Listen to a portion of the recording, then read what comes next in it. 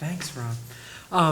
Well, as Rob said, I run the Center for Learning in Action, which is, in effect, the experiential learning center of campus, supporting faculty doing courses that involve learning by doing of pretty much any kind, as well as running a lot of programs, extracurricular programs for students to get out into the community to do good work, but to learn by doing whenever they're doing it.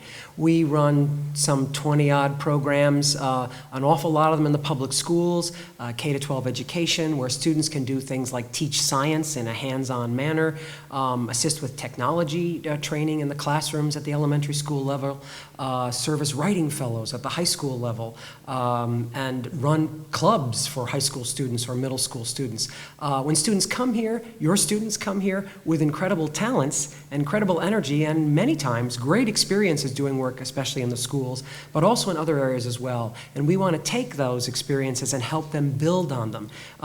If you thought, the metaphor we use is scaffolding, right? Plenty of students come in with great experiences, work that they've done someplace else. We want them to take, especially community service work, but even academic work, and try to start using what they've learned right away. Which is why we have a range of programming that, and we try to cover a dozen action areas. So everything from working with at-risk youth and arts-related and humanities-related programming, all the way up the line through science, technology, and just general social services. I've got materials, a summary sheet for you all, and then a booklet, since there are not enough of you for us to run out. Everybody gets their own booklet, so I don't have to talk too much about the details. But what I will give you is a couple of examples of how students take, so to speak, take the ball and run with it. Just last night, I was at a Halloween festival in North Adams that's being run by the New Roots Teen Center. And the students who work in food insecurity, an umbrella group called Campus Kitchen Project at Williams that has embraced the work that's been done by another student group that's at least 15 years old, and that organization is called RAPS, Williams Recovery of All Perishable Surplus, a student-led enterprise where students take, in arrangements with the dining services and with help from us, take the unused food, all very carefully preserved, and not food that's been actually out-served, but food that they've miscalculated and made too much of, gets packaged into meals in special containers that are freezable and microwavable, and that food is taken to areas, to organizations and programs where they can get the food out distributed to families. One of those is a place called Mohawk Forest Community Center, and it's a housing project, a nonprofit housing project in North Adams on the outskirts of town, where folks have trouble, if they don't have good transportation, getting into town. But in addition, just new because of the work of these students and some of our staff folks, the Roots Teen Center has decided that they would be recipients and they would get the food out to needy teens and to families of those teens. So we made arrangement through a grant that we got that the student group, Campus Kitchen, received as part of a competition and purchased a freezer, which was in effect unveiled last night at this Halloween festival. And at that point, they were inviting all the kids in the community to come on down to participate in the festival, but also to eat a free meal. And the free meals they're eating are coming from Williams. And I rendezvoused with our students who've been instrumental in this work, who then participated in the Halloween festival, but also met with some of the folks that are recipients of this. And the Roots Teen Center is going to organize or help organize their students to get involved in working on food insecurity across the area. So to partner with the local food pantry and to see how they can raise awareness about food insecurity and help make sure that folks that are not getting the food they need are able to get it. So we're proud of these students because it began with just, all right, you're figuring out how to package up meals and you deliver those meals and you figure out the routine, but now they're taking that next step and they're working in the wider community and helping organize the various enterprises, sometimes in this case a teen center, but other community groups that are interested in the issue of food insecurity. And another dimension of this same kind of work has come from a student who did this work for us during a January period for academic credit. And this is a student who, when the local food pantry said to us, hey, we have trouble, we're spending money on taxis to help the people who pick up food from our pantry go home because there's too much food and there's no bus service to where they live. They thought maybe Williams students would be the drivers for these people. We said, well, we don't have that many students that can do that. Some of them don't drive. How about if instead our students help you design a volunteer driver program, which is exactly what our student did. And that driver program sometimes involves our students helping drive, or sometimes has our students navigating with the drivers, but it relies instead on retirees mostly, but volunteers that come from the local churches. And every church, as a result of this design, takes responsibility for one Wednesday lining up volunteers to do a 2-hour shift to help drive some of these people home. So our students are not just volunteering, they're taking the next step. They're examining the challenges in the community, looking at some of the problems, designing solutions to those problems, and then in turn helping implement those solutions. The last example I'll give you, another one I'm particularly proud of, and a recent one that's not going to be featured in the report that you're going to see there, is work by a student group, new last year, called No Lost Generation. In the report, you'll see something about what they've done, preparing presentations for the public, for schools, around refugees, refugee advocacy, the myths about refugees, the myths about immigrants taking people's jobs. So doing a good job of doing that research and sharing it in the community. And some of the work that was done was started by students over winter study as a research project for course credit. But they've taken it to the next level. This November, in a week and a half or so, these same students are presenting their research to K-12 teachers, actually it's more high school teachers, at a county-wide professional development day. So they are going to be helping teach local teachers the latest information about refugees and immigration, and present as well, in concert with other specialists we've gathered for this all-day workshop. They're going to be presenting information on trauma, opportunities for people to use storytelling and oral history. And all of this came as a result of some high-energy students who didn't just want to go out and volunteer, they wanted to go to the next level. And they have responded far beyond our initial expectations. Every time I said, all right, that's a good idea, but it's going to take X, Y, and Z work, they stepped up to do it. And they've got a crew of about 15 students, many of them freshmen, that are engaged in this work. So these are only a couple of examples. I could go on all day, I won't do that, but a couple of examples of the energy and the persistence and the talents being put to use to help not just our own students learn, but these students are excited about using what they learn as soon as they can.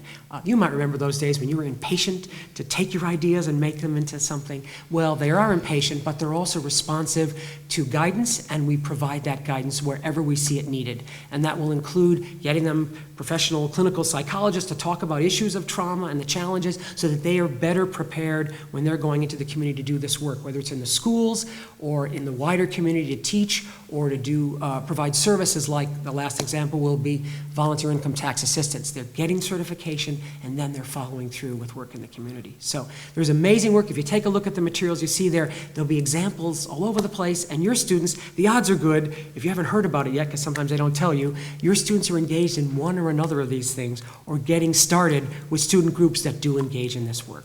So thank you for sending your students here, because I couldn't have a better job in the world. All right, I'll hand it off to Mike then. Thanks. Thanks, Paula. Paula mentioned students having energy. Whenever I'm on a panel with Paula, I always feel like I'm a low energy guy, even though I usually feel like I'm a high energy guy. My name is Mike Evans. I'm with the Zilkha Center for Environmental Initiatives. We're the campus sustainability office. So we think about how to move sustainability forward on Williams campus, both operationally and in terms of behavior, engaging students and faculty and staff. And I love being on a panel with Shawna and Paula because our offices overlap in wonderful ways, and we're always trying to figure out new ways that we can overlap. And I'll touch on that a little bit. I'm sure we'll all touch on that a little bit as we go on. Okay, the Zilkha Center's work. So we are 3 staff members trying to make the college more sustainable. That's impossible. We really, making an institution more sustainable is engaging students, faculty, and staff, and to think about how can we move these issues forward. So we think about that in terms of buildings and energy and emissions and food and waste and water and landscaping. And we invite students to work with us on those issues in a number of ways. So I have a list here that I'll touch on some of those. I often think about our co-curricular work starting with our first year orientation program that we run with the Davis Center. It's called ROOT. It's an EAF Venture program. You may have heard about it, the EAF Venture programs. So we think about how sustainability, justice, and identity intersect. And we work on talking about that throughout the year, but we also have the newest EAF Venture program that we start, where students come in. We have 6 leaders and a co-director this year, and lots of opportunities to continue during the year. After that, we have a composting friend. We call it Compost Friends initiative that students have really taken and run with. Compost education in the dining halls, teaching people what's compostable and what's not. That has been, composting and waste is always just a challenge, but it has been a great way to engage students as leaders, standing in the dish return area and pointing out what's compostable and what's not. And as we interview students throughout the course of the year for various positions and say what's working, what's not working sustainability-wise on campus, they often point to something like that, where it was so great for me to see my peers and leaders saying that this is important and reminding me what to do. So that's a program that we run at the beginning of the school year, and we sometimes try to do it at the beginning of the second semester as a reminder. We're still piloting it over a long period of time, trying to figure out what works and what doesn't. We also offer school year internships and summer internships. And some of the school year internships that are going on right now, we have real food interns trying to think about moving local and sustainable food forward on campus. We have a few communications interns, a student working on graphic design that's often taking student projects that have come before and exist in paper form or PDF form and turning them into infographics or posters that can be used on campus to engage students in a different way. We have a student working on our website and our newsletter. We're in the class of 1966 Environmental Center is where we are housed. You may have seen it, it's near Sawyer Library. It has lots of solar panels, and we have students who offer tours of that building. It's the highest level of sustainable building currently, called the Living Building Challenge. And so they're engaging community members, students, and classes through educational tours. We are partnering with the Davis Center on an environmental justice intern, thinking about how can we raise the profile of environmental justice work that's being done, that students are digging into these issues, faculty are digging into these issues, there are community organizations working on environmental justice, but as so often happens, where is that information housed and how do people have access to that?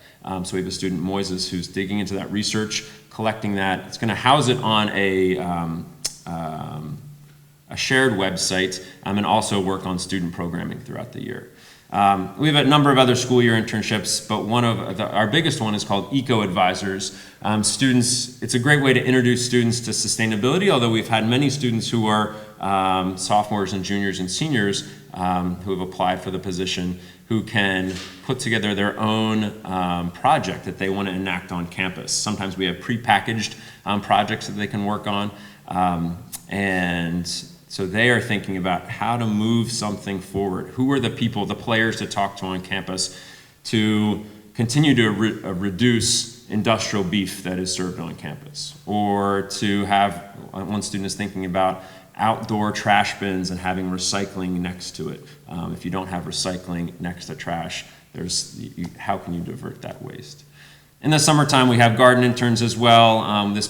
Every year we have an artist in residence intern who thinks about sustainability and whatever their art medium is. And we had an intern thinking about carbon offsets because our college is considering how we think about carbon offsets to get to our 2020 carbon neutrality goal. Last few things I'll mention. We are also involved in lots of committees. Williams is run by committee. Two that I oversee are Waste and Recycling Working Group that meets monthly. It has stakeholders from dining services, from facilities, and students to say, what are the issues? What's working well? Let's share that information. Is this working well in your sector? How can it work in some other sector on campus? Which is sort of funny that Williams is so small, but we all still have our different areas and departments, and it may not be working over here, and it may be working in this area. And also a climate change adaptation committee. So thinking about climate change is happening. We need to think about mitigation strategies, and we're thinking about that with through various initiatives, thinking about renewable energy investment and conservation efforts. But we also need to think about what things do we need to start thinking about now to plan for the changing climate. So some of that, we're having a meeting next week. Think about thermal comfort in dorms. As the temperatures are going to get hotter, dorms currently do not have air conditioning. Is that something that we should think about? If we're building a dorm now that's going to be around for 40 or 50 years, we need to think about how to cool and how to make sure that students are comfortable. We're also thinking about landscaping and plants. Think about that now so that it can be implemented over the course of the next many years. We involve students in those conversations because they're important stakeholders at the college, obviously. And then lastly, we have some student-initiated projects. There's a program that it's going to run a week from today called Winter Blitz. It's a home weatherization program that we work on with CLIA, getting students out into the community, weatherizing homes to make it more comfortable for community members, to reduce their energy bills, and to reduce emissions. So that involves putting door sweeps on the bottom of doors, caulking around windows, putting window storm kits up, to make sure that those homeowners feel good in the wintertime. We typically engage about 100 volunteers, and it's our one community service program that I think is really great. Could keep going, but we'll pass it over to Shawn and then let you ask questions in a bit. Good morning. I'm Shawna Patterson-Stephens, and I'm the director, bless you, of the Davis Center. And the way I like to frame the Davis Center is it's an intercultural and research space. Bless you. And so what that means is that in addition to thinking about the lived experience of students on campus, we're also looking statistically at the experience of students, faculty, and staff on campus and at a national level. We hope to get to the international level at some point.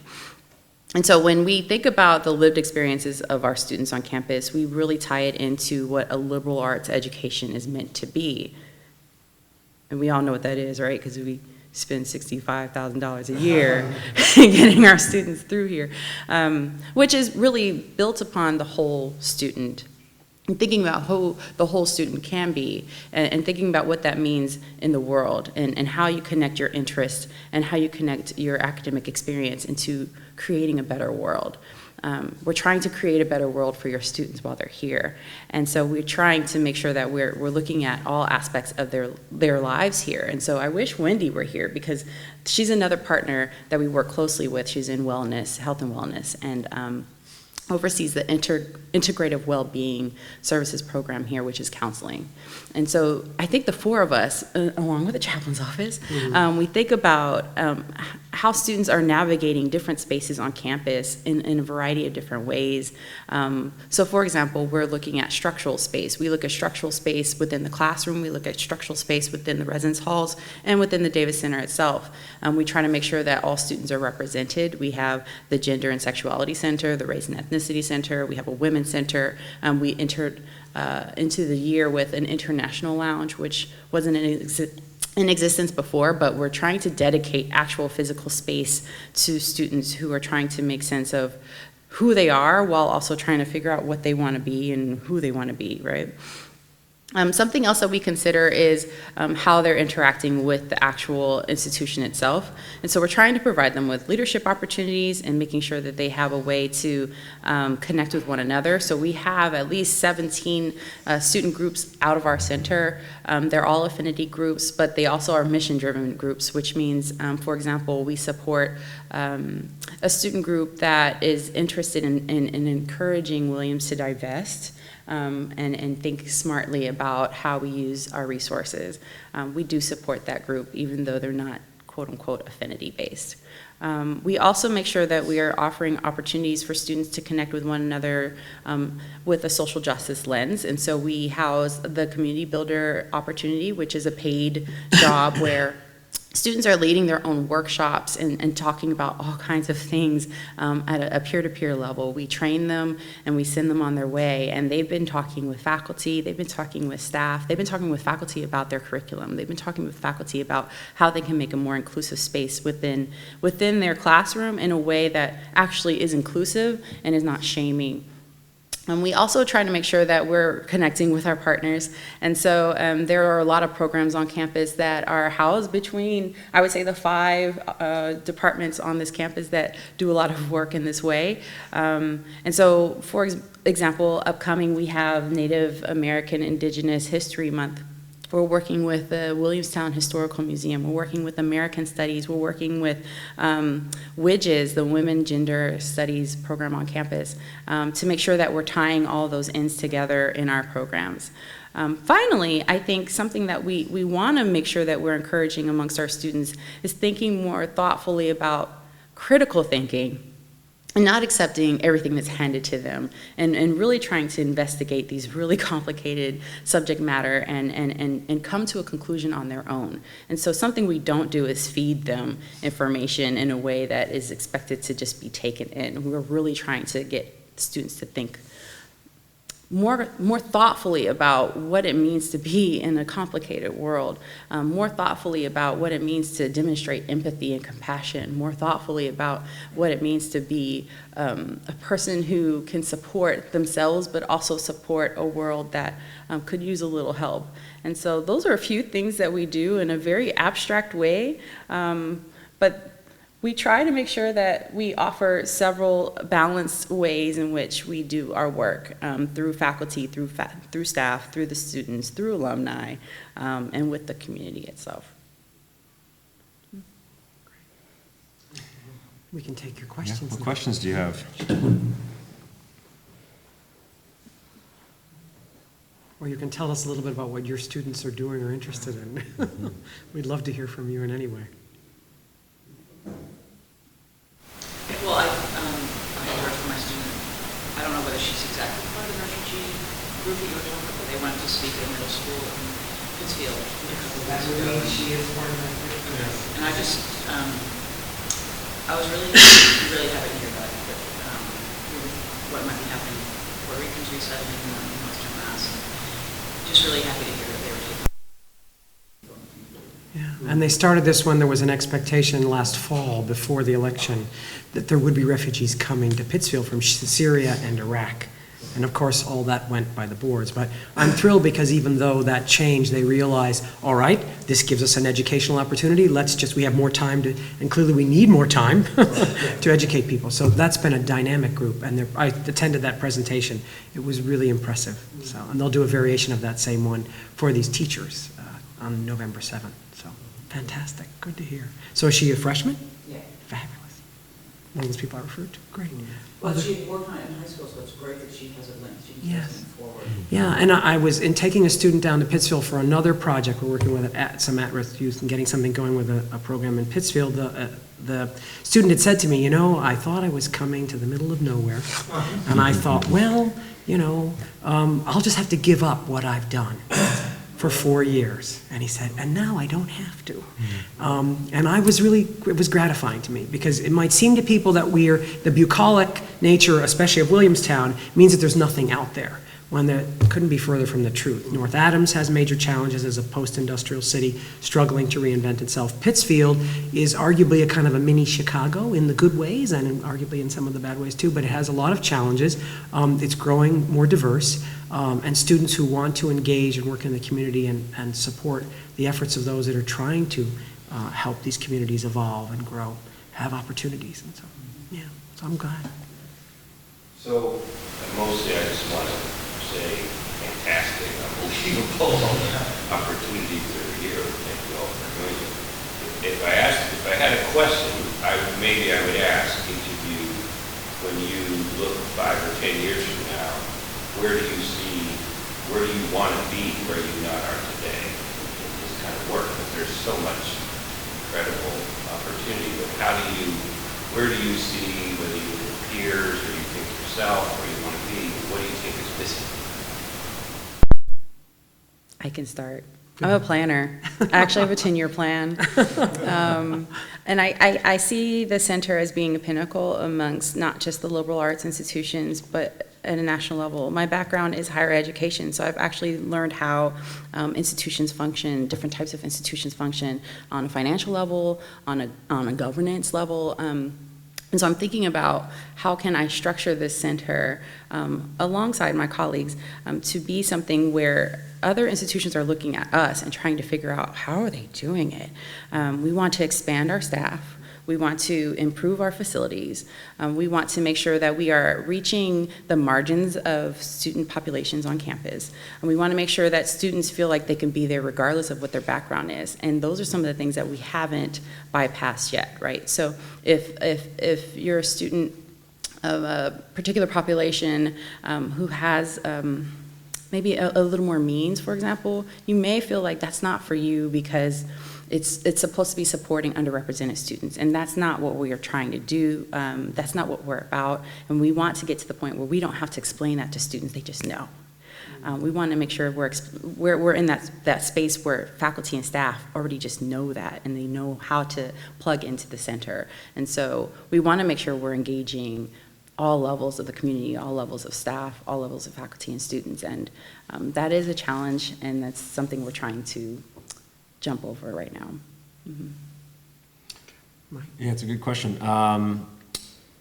Similarly, some themes that stick out. We are trying to figure out how to make sure that sustainability there's an open invitation and it's accessible to everyone on campus.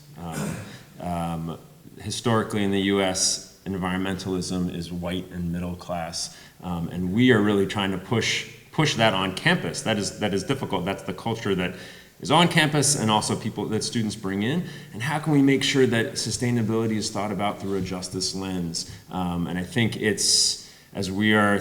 everyone is thinking more and more about climate change. I think it's a little easier to think about it through a justice lens, but we work hard to try to make sure that we are inviting students in at different places and doing a lot of work on that outreach. We're also doing work regionally and nationally with partners to think about how can we collaborate to think about, we're in the process of piloting local carbon offsets. So carbon offsets are sort of challenging. Some people think they're great, some people don't. How can we bring them closer to home, impact the local community? And we're doing that with some of the colleges in Pioneer Valley to see what's possible. So I think about those collaboration possibilities are going to continue expanding, or we're going to keep digging into them. There are also other things. Our campuses, we have not ever put forth a zero waste initiative or even thought about zero waste besides very small events. And we're trying to engage departments across campus. We're rolling out in the next month a green office program. So asking each department on campus to how can you be more sustainable? And here's a series of checklists. There's a level 1, a level 2, and a level 3.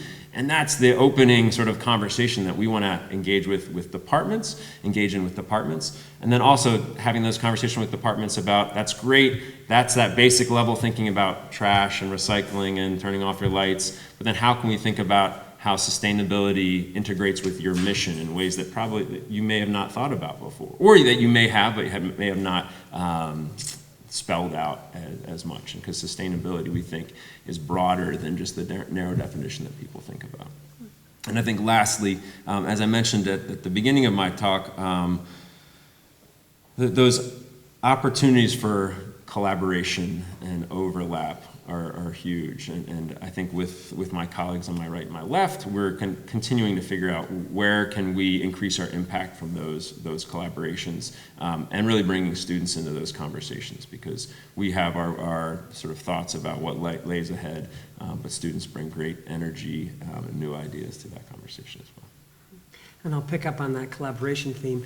We've made great strides in terms of how many courses involve experiential education. We also have many students involved. By our conservative count, at least 850 that have been involved in some way, in some kind of extracurricular or curricular experience outside the classroom. We hope to have more collaboration. We've already had some great collaboration, as has been identified here. We hope to get more departments and offices involved so that students can engage in any way they see fit My longer-term goal, but I think we can get there within the 5 years, is to have basically every student who leaves this place say that they've done something experiential beyond the classroom. Maybe extracurricular, maybe curricular, either one, but whatever works for them in terms of their intellectual and personal learning trajectory, so that they can feel like they've made some kind of an impact even before they've left here. And having taught at a graduate level and taught a lot in other places, and remembering my own graduate experience, I can see the potential for our students, and they're already fulfilling it, especially that NLG group and others like them. Our students have the capacity to do the kind of work, the kind of field work that I did when I was a first-year graduate student out in the community or working as a consultant on a project. Our students have the capacity to do that with the kind of training that they can receive across the institution and from outsiders when that's appropriate. We can get them the kind of skill sets that they need to be doing the kind of thing you would do when you're a first-year graduate student, so that they can really propel themselves that much farther, that much faster. The passion is there, the sense of the need is there, the concerns about society and the need for improvement is there, and we, in a sense, are just feeding that. So as we become more sophisticated over the next 5 years in terms of our collaboration and in terms of how we pull together the support system that they need for that, the resources that they need. If they don't exist on campus, the good news is at Williams, if you make the case, we find a way to get someone to come who can help us all do better, or help someone do better, a group do better in a certain area. We can make sure that we're providing those resources in the targeted way that's needed for the various initiatives that students are interested in. And I think that's an across-the-board goal at the institution, and we all see ourselves, as folks have said, working together to try to build on what each of us is doing and help each student propel. So back to that scaffolding metaphor, if a student comes in and has experience in a certain area, we want to help them build on that experience, and that may mean sort of, if you think about it, sort of back and forth to different organizations. They might work with the community builders on a better understanding the challenges of social justice and community building, so that when they go work in an institution like a school or initiative someplace outside this institution, they bring that skill set with them. Similarly, the learning that they do through the Zilkha Center and the programmatic work that's possible there, it's possible for them to take a lot of that out into the field and the community around us in North Adams, Williamstown, but certainly Pittsfield and the rest of the county is hungry for their talents to be used in the service of their challenges. So we're excited because I think we're well on our way as we collaborate. Other questions?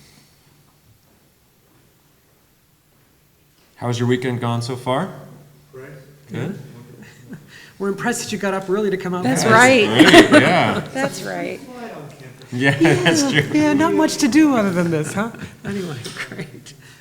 Well, another point I want to touch on, because I've heard us say collaboration like 20 times, Yeah. and I think it's actually pretty cool, coming from the Ivy League and the Big Ten. In the Big Ten, you kind of have to collaborate because resources are scarce. So everyone is actually trying to find different ways to make sure that programs, academic and co-curricular programs are launching and are successful, but they have to work together because otherwise it wouldn't happen. And then at Penn, for example, that's where I'm more recently coming from, there are student services programs within each college. So Penn is even broken up into different colleges, like the College of Arts and Sciences. You have the nursing program, engineering, and each college has its own segment of services and none between, like there's no meeting in between, right? There's no discussion. They don't have to. We don't either, but we choose to. And I think that's unique. And I don't think it's just because we're liberal arts. Like, I think there's something happening here where people understand that there are connections, there are intersections, that we understand that, of course, we need to be working with Zilkha en route. Like, why wouldn't we? Like, It makes logical sense. It makes sense. And so we don't boil it down to resources necessarily. We just think differently about how we can execute the resources we have available to us. And I think that's actually pretty powerful. And I'm hoping the students are picking up on that, because this is not happening everywhere. It's naturally happening. And I don't know, I think that we are really gonna go far with our academic programs, with our sustainability programs, with our community-based programs, because we actually care about that. And we care about the connections in genuine ways. And I think that's unique to Williams. It may be, and I think it's in part because, or large part because, we also see when the students come before us, it's hard not to see the potential. It's, you really, you take a look and you think, oh my goodness, look at what you've already done, look at what you can do. We can imagine where they can go, and we want to help them get there. So the focus really is on the students.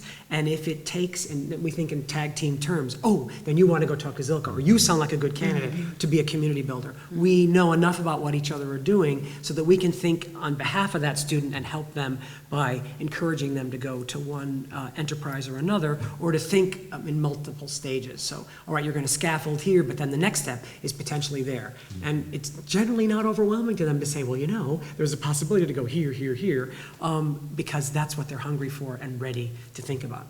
So. And as a parent, I want to know what y'all are doing, because something is going well, because I want my daughter to grow up like your students. Can I ask a question about the interaction of your program with the arts? We went to the open house in the dance department yesterday. One of the things that struck me, I think, was the woman who's the head of the department has done a choreography called The New Shout. And I was watching it, I was thinking, this is a way to reach a different audience. What Mike was saying about, you know, environmentalism being a white class issue, and how do you kind of bring in justice? Are there ways that you could interact with the arts community here to bring in people to your programs who might not necessarily be drawn to them otherwise?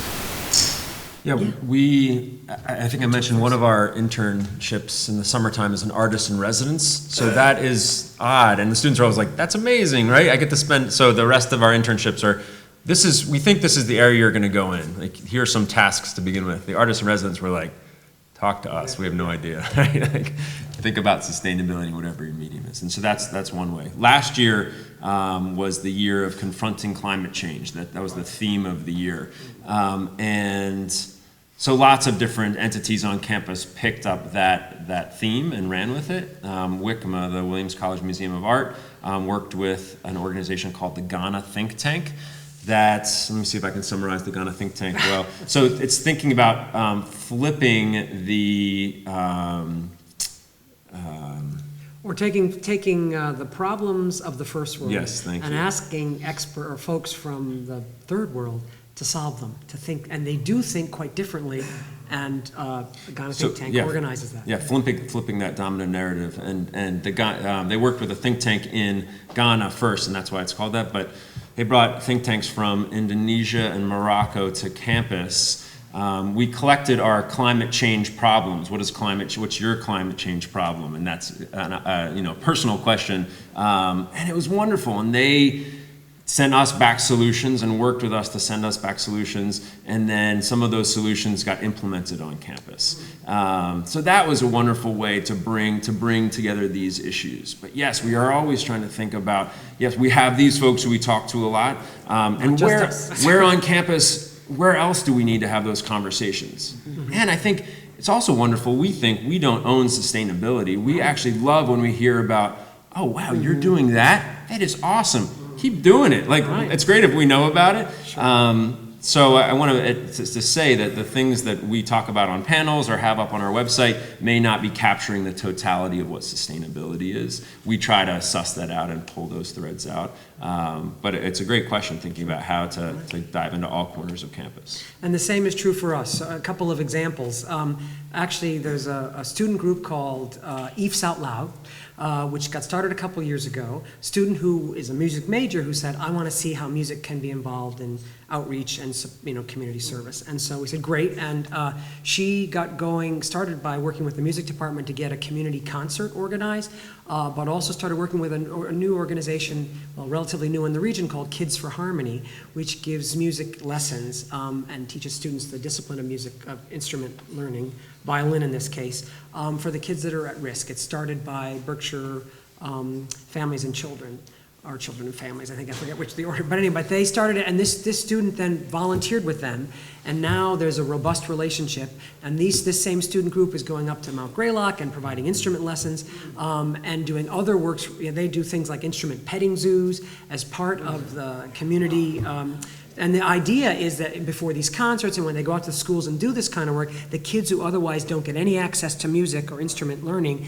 get that opportunity. In the case of the folks at the dance department and the theater department, there's some really robust collaboration there. What's been phenomenal, and they've been really fantastic for us, the program that we run up at the high school, but in all the schools in the area, get access to the experts that come. So when there's a dance performance or some guest artist, they often work into the contract that they would be available to the community, and then we work out an arrangement where either the school kids come to campus and come to the sessions as some kind of workshop, or they go out into the schools.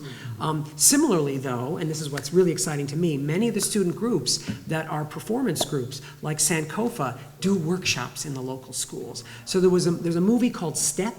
You know about it, right? And I'll describe it to others later, but a movie called Step, well, the kids were invited to see that movie in the school system, and then our students went in and did a workshop to teach them how to step dance. And it was just perfect because these kids would otherwise not get exposure to it. And the idea that they could do it, and they kept asking our students, well, when did you start doing this? Did you do it since you were like 5th grade? And they said no. In many cases, they come to Williams and they get started doing it. So it was a marvelous way for them to see potential, possibility. And for a lot of these kids, it is about opening up your imagination as to what's possible for your life. And our students do that in a way that bridges, because sometimes people will see a performer or a star of some kind and think, I can't be that person. But when they see our students and when they talk about their backgrounds, there still is an impression some places in the county that Williams students are all these rich, white, elite kids. And when they see that they're not, and even in some cases when they see they're kids of color, they still think, no, you're rich and you're privileged. But our kids can say, no, actually, we're not. And their presence represents, and their communication and guidance to these kids is a tremendous asset to our county. So more like that, but those are 2 examples. Yeah, and I think in addition to that, we have strong ties with the theater department, with the dance department, with the art department. We work in alignment with Dr. Layla Ali, Sandra Burton, Amy Hoffzil, I can never say her last name right, but she's trying to train me, who's the chair of the theater department. We do also do a lot of work with WICMA, the Williams College Museum of Art. More recently, actually, we just had our panel. We were just talking about this morning on October 4th. We were just talking about connecting what's been going on at a national level over the course of the summer and then, of course, into the semester, and what that means to the historical context. And we had folks from WICMA on the panel. It made sense. And they were giving like this really rich information that would have completely been avoided if they weren't involved. So there are those opportunities. One of our fellows, we have 2 faculty fellows within the Davis Center, and one is actually in the arts department, Andin Chavoya. And he actually centers his work on queer Latinx men. And so we've been able to bring like pieces of his book. He has a manuscript coming out he's very excited about, and his exhibit in LA, and trying to merge those 2 themes together and isolate those in different ways on campus here. So we definitely are thinking about that, because the arts have a space in this work, and so we're just trying to be very creative in the ways in which we do that. Any other questions? New folks, feel free to ask questions too.